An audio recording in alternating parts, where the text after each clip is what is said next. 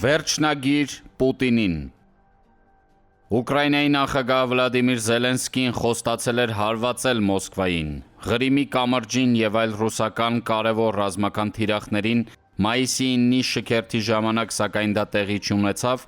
և շատերը, այդ թվում նաև ես, տարակուսեցին, թե ինչու, սակայն արդեն 3 ուշ երեկոյան և այսօր առավոտյան եկած լուրերը բացատրեցին, թե ինչու այնուամենայնիվ Ուկրաինան չհարվածեց Մոսկվային մայիսի 9-ի շքերթի ժամանակ։ Եվ այսպես,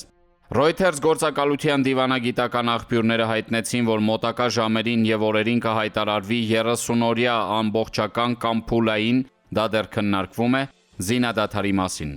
Նույն աղբյուրը ավելացրեց. մենք մոտենում ենք այն պահին, երբ այլևս մտադիր չենք սպասել Մոսկվայի ֆորմալ պատասխանին։ Նույն Reuters գործակալությունը հաղորդում է, որ դեռ քննարկման հարց է այն, թե արդյոք արժե հայտարարել միակողմանի զինադադարի մասին, թե այնուամենայնիվ Ռուսաստանին կարճ ժամանակ տալ պատասխանի համար։ Ռուսաստանի կողմից զինադադարի ԱՄՆ, Արևմուտքի և Ուկրաինայի համատեղ առաջարկի մերժման դեպքում անմիջապես կմտցվեն չափազանց կոշտ սանկցիաներ Ռուսաստանի բանկային և էներգետիկ ոլորտների հանդեպ։ Մասնավորապես խոսքը վերաբերում է նավթային էմբարգոյին, Լինդսի Գրեմի հայտնի օրենքը և Եվրամիության սանկցիաների 17-րդ փաթեթը, որոնք արդեն համաձայնեցված են և պատրաստ են։ Հինգշաբթի մայիսի 8-ին տեղի ունեցան Մակրոն-Թրամփ, իսկ հաջորդ օրը մայիսի 9-ին Զելենսկի-Թրամփ հեռախոսազրույցները, որոնց ժամանակ հստակեցվեցին բոլոր հարցերը և կողմերը չէին թաքցնում իրենց դժգոհությունը Պուտինի բռնած ապակառուցողական դիրքորոշումից։ Զելենսկու հետ իր ունեցած հեռախոսազրույցից հետո ԱՄՆ նախագահ Դոնալդ Թրամփը իր սոցիալական կայքում արված գրառման մեջ վերջնագրի տեսքով զգուշացրեց Պուտինին. եկել է ժամանակը որոշումների, զինադադար կամ կործանարար պատժամիջոցներ։ Փաստորեն կոլեկտիվ Արևմուտքի համբերությունը հատել է և հիմա Ռուսաստանին հստակ ասվում է կամ զինադադար, կամ տնտեսական կոլապս։ Ռուս հայտնի քաղաքական գործիչ Սերգեյ Մարկովը խոստովանել է, որ հավաքական Արևմուտքը ԱՄՆ-ն, Ֆրանսիան, Մեծ Բրիտանիան, Գերմանիան, Լեհաստանը արդեն մայիսի 10-ին վերջնագիր կներկայացնեն Ռուսաստանին,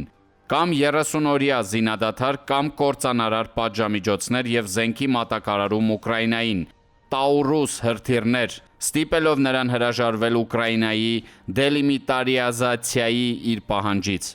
Ցանկացողների կոալիցիայի ղեկավարները Ֆրանսիայի նախագահ Էմանուել Մակրոնը, Մեծ Բրիտանիայի վարչապետ Քիմ Սթարմերը, Գերմանիայի կանցլեր Ֆրիդրիխ Մերցը և Լեհաստանի վարչապետ Դոնալդ Տուսկը այսօր մայիսի 10-ին արդեն ժամանել են Կիև։ Երեկ Ուկրաինայում ԱՄՆ դեսպանատանը հայտարարություն տարածեց, որում զգուշացրեց Ռուսաստանի կողմից Կիևի սպասվող աննախադեպ հրթիռակոծության մասին, իսկ Ռուսաստանի նախագահի խոսնակ Դմիտրի Պեսկովը ABC գործակալությանը տված իր հարցազրույցում ասաց, որ Պուտինը մերժում է անվերապահ զինադադարի առաջարկը կրկին Ուկրաինայի դելիմիտարիզացիայի նախապայման առաջ քաշելով, Պուտինը չի գնա զինադադարի և հավաքական Արևմուտքը ստիպված կլինի ոչնչացնել այդ անկյուն քշված մարդասպանին։ Հանգուցալուծումը մոտենում է, մայիսը հունիս չի դառնա։ Հետգրություն. խորհրդանշական է, որ երեկ հենց մայիսի 9-ին Լվովում կայացած հանդիպման ժամանակ Ուկրաինային սատարող ավելի քան 40 երկրների ներկայացուցիչները կայացրեցին Ուկրաինայի հանդեպ ռազմական ագրեսիայի և ռազմական հանցագործությունների համար Պուտինին և նրա շրջապատին պատժելու նպատակով հատուկ տրիբունալի կազմակերպման վերջնական որոշումը, թիրախում են ռուսական քաղաքական և ռազմական ղեկավարները, Պուտինի ռեժիմի հանդեպ հատուկ տրիբունալը այլևս գաղափարից վերածվում է գործնական քայլերի։ Facebook-յան իր էջում գրում է Վահե Գասպարյանը։ Չինաստանի առաջնորդ Սի Ցինպինի և Ռուսաստանի նախագահ Վլադիմիր Պուտինի բանակցություններն ընդհանուր առմամբ տևել են շուրջ 7 ժամ։ Կրեմլի մամուլի ծառայությունը տեսանյութ է հրապարակել, թե ինչպես է Ռուսաստանի նախագահն անձամբ թեյ հյուրասիրում Չինաստանի առաջնորդին։ Ըստ երևույթին դա արվել է, որպեսզի ընդգծվի երկու առաջնորդների անձնական մտերմությունը։ Պուտին-Սի Ցինպին բանակցությունները կայացել են մի փուլում, երբ Միացյալ Նահանգների նախագահը հայտարարել է, որ մոտակա օրերին կհրապարակի ուկրաինական կարգավորման հարցում իր որոշումը։ Այդ հայտարարությունը ի դեպ Թրամփն արել է Չինաստանում ԱՄՆ նորանշանակ դեսպանի երդման արարողությունից հետո։ Լրագրողներից մեկի հարցին, թե ինչպես է գնահատում փոխնախագահ Վենսի հայտարարությունը, որ Ռուսաստանի նախագահը չափից դուրս բան է պահանջում, Թրամփը պատասխանել է. հնարավոր է։ Ընդ որում մինչ այդ նա ասել է, որ Ուկրաինայի հարցում որոշում ընդունելու անհրաժեշտությունն իրեն չի ուրախացնում։ ԱՄՆ նախագահը եկող շաբաթ ուղևորվում է Մերձավոր Արևելք, որտեղ նրան երևում է բավական բարդ բանակցություններ են սպասվում։ Համենայն դեպս իսրայելական մամուլը տպավորություն ունի, որ Թրամփը Սաուդյան Արաբիայի նախապայմանն ընդունել է եւ Իսրայելի հետ այդ երկրի հարաբերությունների կարգավորման հարց չի քննարկի։ Վաշինգտոնը կարծես տեղի է տվել նաև Իրանի միջուկային ծրագրի բանակցություններից իսրայելական կողմի պահանջները չեղարկելու հարցում։ Այս համատեքստում Պուտին-Սի Ցինպին բանակցությունների ավարտին Կրեմլի պաշտոնական կայքը հրապարակել է կողմերի համատեղ հայտարարություն անվանված բավական ծավալուն մի փաստաթուղթ, որտեղ ամփոփված են ինչպես երկկողմ եւ տարածաշրջանային, այնպես էլ միջազգային հարաբերությունների կարևորագույն խնդիրների վերաբերյալ Մոսկվայի եւ Պեկինի միջև համաձայնեցված հարցերը։ Այդ փաստաթուղթը կարելի է համարել ռուս-չինական համագործակցության ճանապարհային քարտեզ, որ մանրակրկիտ եւ ամենաբարձր պրոֆեսիոնալ մակարդակով վերլուծության կարիք ունի։ Ինչ վերաբերում է ընթացիկ խնդիրներին, ապա ուշադրության արժանի է ուկրաինական կարգավորմանը վերաբերող պարբերությունը։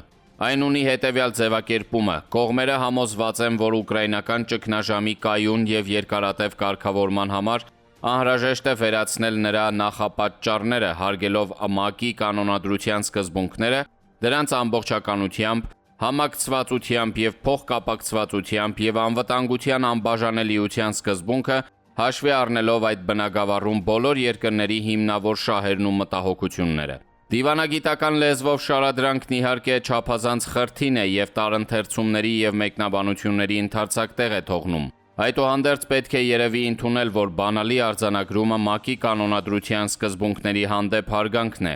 Ուկրաինական ճգնաժամի նախապատճառների մեկնաբանություն արել է Ռուսաստանի արտաքին գործերի նախարար Լավրովը։ Նրա ներկայացմամբ Ուկրաինայի տարածքային ամբողջականությունը հարգելի չէ, քանի որ Կիևը չի հարգել ինքնորոշման իրավունքը։ Բայց ինչու՞մ եւ ինչպես է դա արտահայտվել, եթե Ղրիմն Ուկրաինայի կազմում ունի ազգային ինքնավարության կարգավիճակ, իսկ Դոնբասի հարցում Կիև գոնե առերևույթ ընդունել է այդ մարզերում կառավարման հատուկ ձև սահմանելու մասին օրենքի անհրաժեշտությունը։ ՄԱԿ-ի կանոնադրության հիմնարար սկզբունքը վերաբերում է վիճելի հարցերի խաղաղ կարգավորմանը, ուժի կամ ուժի կիրառման սպառնալիքի բացառմանը։ Դժվար է պատկերացնել, որ եթե ուկրաինական կարգավորման միջնորդությունը Միացյալ Նահանգներից անցնի Չինաստանին կամ Չինաստանին եւ Թուրքիային, ինչպես որոշ լրատվամիջոցներ են ենթադրում, ապա Վլադիմիր Պուտինը հավատարիմ կմնա Սի Ցինփինի հետ ստորագրած համատեղ հայտարարության տառին, բայց փաստաթուղթն ինքնին քաղաքական կարևորություն ունի։ Գոնե այնքանով, որ նույն տեղում նախանշված են ինտեգրացիոն այնպիսի նպատակներ, որ Ռուսաստանն առանց Չինաստանի չի կարող իրականացնել։